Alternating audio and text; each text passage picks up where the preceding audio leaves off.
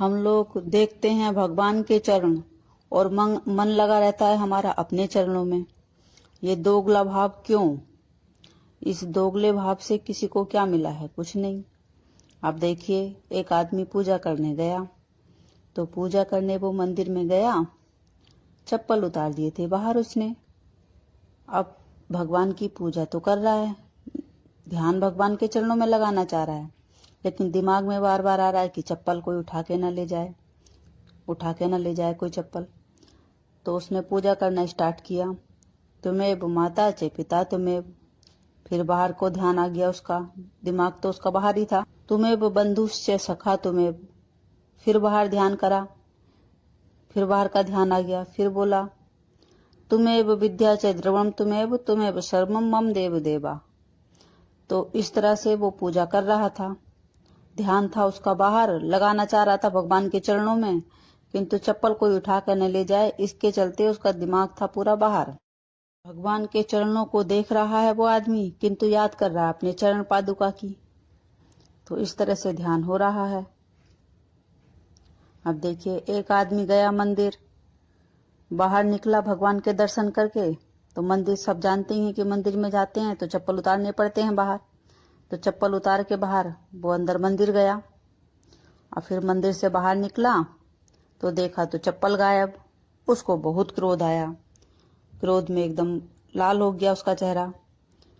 अब वो अपने मित्र से बोला, तुम रुको, हम अभी आते हैं अंदर से, आज हम भगवान से झगड़ के ही आते हैं। बताओ, हम तो इनके दर्शन को आए थे और हमारे चप्पल ही गायब हो गए, अब कैसे हम घर जाएंगे वापिस? रुक जाओ, हम इनसे झगड़ के आते हैं भगवान से। इन्होंने ध्यान न दिया, हम तो इनकी सेवा में थे और हमारे चरण पादुका ही गायब हो गई। तो गया वो अंदर, अंदर जाके भगवान के चरणों में ध्यान किया। सोचा था कि भगवान से झगड़ेगा, थोड़ी देर में फिर वापिस आ गया ऐसे ही शांति से। तो उसका मित्र पूछता है, भाई तुमने भगवान से झगड़ा किया? तो बोलता है, नहीं, हम तो भगवान से झगड़ा नहीं किए। तो वापिस क्यों आ गए? तुम तो बड़े गुस्से में गए थे कि भगवान से झगड़ेंगे, तो झगड़े नहीं? तो बोला, गए तो झगड़ने ही थे, लेकिन जैसे ही अंदर गए भगवान ने अपने चरण दिखा दिए कि हमारी तो खुद दूसरा कोई ले गया, तो अब भगवान से क्या झगड़े? तो आ गए वापिस चुपचाप से। तो ऐसे ध्यान करते हैं हम लोग भगवान का। एक माता सीता थी जो अशोक वाटिका में बैठी हुई हैं लंका में, और अपने चरणों को देख रही हैं और ध्यान कर रही हैं प्रभु श्री राम का, जो परम पवित्र हैं, भगवान श्री राम में पूर्ण रूप से समर्पित हैं, और उनके अतिरिक्त कुछ अन्य चीज उनके ध्यान में भी नहीं आती। और एक हम लोग हैं जो ध्यान करने बैठते हैं तो हमारा ध्यान भंग होते समय नहीं लगता, कुछ भी अन्य चीज ध्यान में आ जाती है, फिर हमारा ध्यान टूट जाता है। तो माता सीता के जैसे हमें प्रेरणा माता सीता से लेनी चाहिए, और उनके जैसे प्रभु श्री राम के चरणों में अपने मन को रखना चाहिए, तभी मुक्ति संभव है। तुलसीदास जी ने लिखा भी है, श्री राम नाम जानकी माता का जीवन है। हम लोग कैसे हैं, दुष्ट हैं कि हम लोग देखो सुबह शाम राम नाम तो लेते हैं, माता सीता का भी नाम लेते हैं, किंतु भाव से कभी नहीं जुड़ते उनसे। हम भाव से भगवान से जुड़ते ही नहीं कभी, इसलिए तो अभाव में रहते हैं। जिस दिन भगवान से भाव हो जाएगा तो हमारे सारे अभाव खत्म हो जाएंगे। परम पवित्र नाम है भगवान श्री राम का, लेकिन लोग पापी मन से नाम लेते हैं तो पाप ही नहीं धुलते उनके। मन को पवित्र करके नाम लेंगे तो जरूर पाप धुलेंगे। नाम लेते रहेंगे पवित्र मन से तो पाप अपने आप खत्म हो जाएंगे। ये 2 अक्षर का नाम भगवान श्री राम का माता सीता के प्राणों को बाहर नहीं आने देता, और जो उनके प्राण लेना चाहता है रावण, उसको अंदर नहीं आने देता।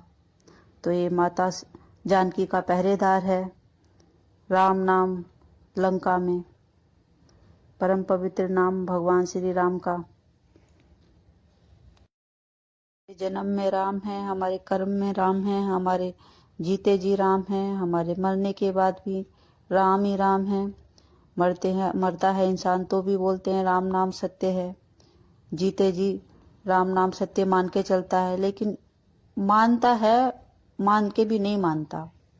जिस दिन भगवान श्री राम के नाम को सच मान जाएगा, उस दिन से ही उसका जीवन बदल जाएगा।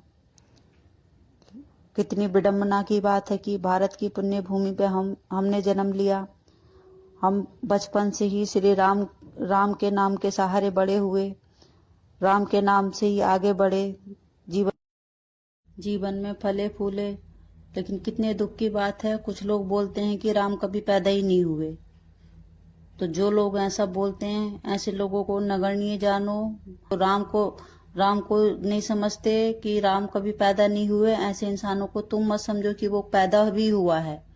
उसके लिए, जिसके लिए राम कभी पैदा नहीं हुए, वो आपके लिए कैसे पैदा हो गया? वो कब पैदा हो गया? जब राम पैदा न हुए तो वो भी पैदा नहीं हुआ। बस उसको पूर्ण रूप से मरा जान के छोड़ दो। वो हमारे किस काम का है? जिसको राम से काम नहीं, हमें उससे क्या काम हो सकता है? हमें उससे कोई काम नहीं हो सकता। हमारे लिए वो नगण्य है। पूरी भारत में जगह जगह मंदिर बने हुए हैं, इतने सारे भगवान श्री राम के जीवन से जुड़ी हुई चीजें मिली हैं, उन अवशेष मिले हैं। अलग अलग जगह पे राम सेतु तक मिल गया, जो भगवान श्री राम ने लंका जाने से पहले बनाया था। तो फिर भी कोई बोलता है कि राम कभी पैदा नहीं हुए, और कण कण में राम बसे हुए हैं। जबकि भारत की धरती में हमारी भागवत कथा, हमारी राम कथा सब चीख चीख के पुकारती हैं भगवान श्री राम को, भगवान श्री राम के गुणों का वर्णन करती हैं। फिर भी कोई ऐसा बोलता है तो उसका पूर्ण रूप से त्याग कर दो।